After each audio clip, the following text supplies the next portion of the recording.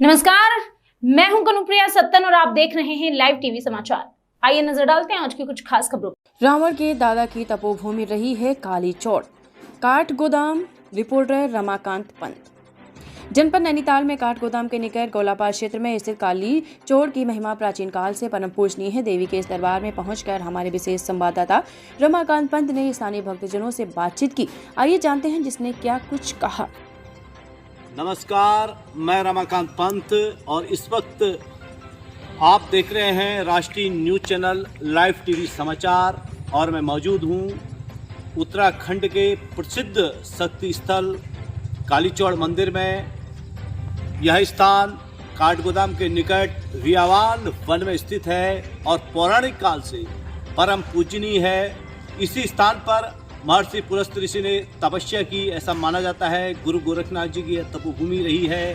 हैड़ा खान बाबा जी की भी यह तपोभूमि मानी जाती है। हमारे देश के अनेक ऋषि मुनियों ने, महाप्रतापी ऋषि मुनियों ने यहाँ पर तपस्या की। सप्त ऋषियों की यह तपस्या का केंद्र माना जाता है। कुल मिलाकर के यह भूमि आस्था और भक्ति का बड़ा अलौकिक संगम है और यहाँ के पुजारी जी हमारे बीच में उपस्थित हैं। आइए मिलते हैं इनसे। गुरु जी, आपका शुभ नाम? मेरा शुभ नाम भुवनचंद जोशी। भुवनचंद जोशी जी हमारे बीच में मौजूद हैं। जोशी, आप थोड़ा सा यहाँ के महात्म्य के बारे में थोड़ा प्रकाश डालने की कृपा करेंगे। ग्रहीतो ग्रमहाचक्रे दंष्टान वसुंधरे वराह रूपणी शिवे नारायणी नमोस्तुते। दृष्टांक्राल वदने शिरोमाला विभूषणे चामुंडे मुंडमथने नारायणी नमोस्तुते। दो स्वरूप हैं यहाँ पर मैया के। जी जी। एक तो बाराही स्वरूप, अच्छा, भगवती का। अच्छा। और दूसरा चंड मुंड विनाशिनी महाकाली का। अच्छा। दोनों काली स्वरूप में ही हुए। बाराही स्वरूप जो यहाँ पर हुआ वो स्वयंभू है। अच्छा, पौराणिक काल से पूजनीय पौराणिक है। काल से पूजनीय में है जी। और दूसरी जो मूर्ति है उसके यहाँ पर प्राण प्रतिष्ठा की गई, अच्छा, स्थापना की गई, जिससे इस क्षेत्र की रक्षा जो करती है मैया। अच्छा अच्छा। और जो पौराणिक स्वयंभू मैया है वो वरदायिनी है। अच्छा, वरदान देने वाली। करुणामयी है, जो भक्तों को ला के अपने दरबार में उनके दुख दर्दों को मिटाती है।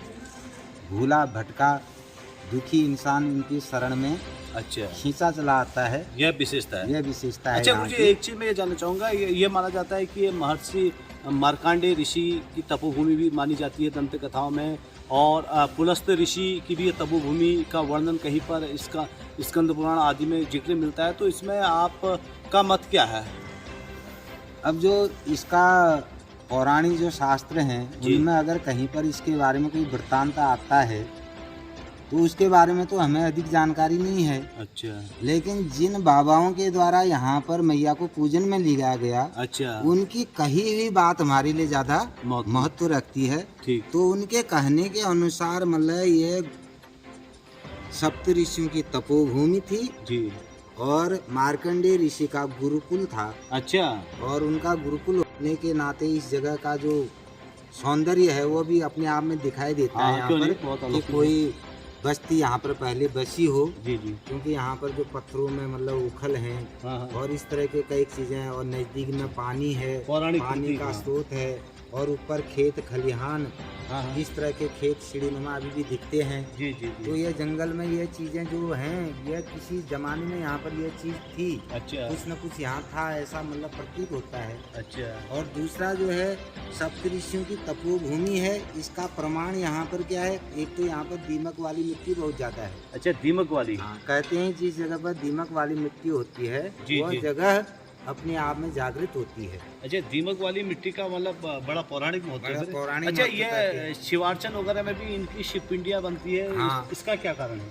इसी वजह से बनने वाली हुई ये इनकी पवित्रता की वजह से। और पवित्र तभी हो सकती है वो जमीन की जब वहाँ पर कोई ऋषि महात्माओं ने कोई तप किया है। अच्छा। तो इसलिए भी सप्त ऋषियों ने यहाँ पर तप किया हो। ऐसा एक तो प्रमाण इसका ये है। दूसरा प्रमाण क्या है कि इस जगह पर जब इंसान आता है तो उसकी सारी थकान मिट जाती है। वो जब बैठता है उसका दिल यहाँ ऐसा लगता है, वो कहता है अगर घंटों में बैठा रहूं हैं तो कहीं जाना न पड़े, तो यहीं बैठा रहता। यानी मन इतना शांत हो जाता है। और ये शांत जो मन हो जाता है मतलब सारी गुण जो है मतलब उसी से पवित्र इस जागृत जगह का मतलब आभास होता है। महत्व काफी है। और कुल मिला के गुरु जी आपने बहुत अच्छी बात बताई। एक पंडित जी हमारे बीच में और उपस्थित हैं। गुरु जी, आपका शुभ नाम? मेरा नाम चंद्रशेखर तिवारी। चंद्रशेखर तिवारी जी, आप हमारे बीच में उपस्थित हैं। गुरु जी, आप यहाँ पर कब से सेवाएं दे रहे हैं? मैं यहाँ पर मेरे को 22 साल है। अच्छा, आप ये बताइए कि यहाँ जो भक्तजन आते हैं किन किन क्षेत्रों से आते हैं?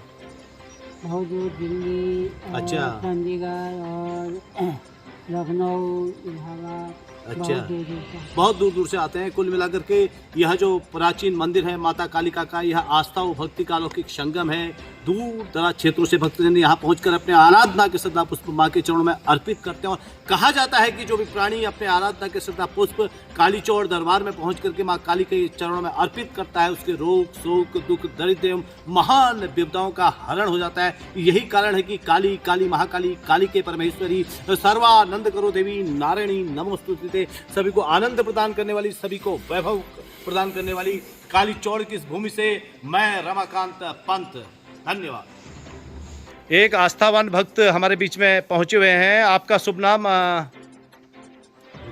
रितुल शर्मा जी, आप ये बताइए, आप यहाँ पहली बार आ रहे हैं या इससे पहले भी कभी आए थे?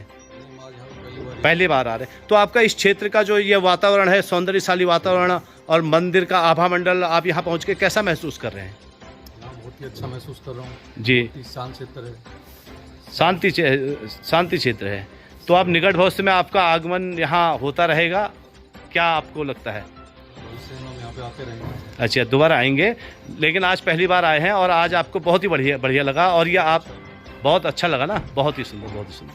कालीचौड़ मंदिर के पुजारी हमारे बीच में उपस्थित हैं। गुरु जी, आपका शुभ नाम क्या हुआ? मेरा नाम चंद्रशेखर तिवारी। चंद्रशेखर तिवारी जी। तिवारी जी, आप कहाँ के रहने वाले हैं?